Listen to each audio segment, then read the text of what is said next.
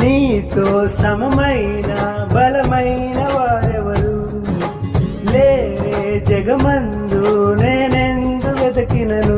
నీతి భాస్కరుడా నీ నీతి కిరణం ఈ లోకమంతా ఏలుచున్నదిగా. నీతి భాస్కరుడా నీ నీతి కిరణం ఈ లోకమంతా ఏలుచున్నదిగా. నా మదిలో నా మహారాజు నీవేనయ్యా, ఇహ పరమందు నన్నేలు తేజోమయ్యా.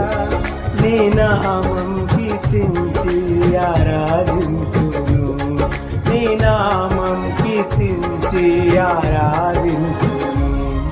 నీకే గాన స్తుతి మాలిక, నీ కొరకే ఈ గణ వేదిక.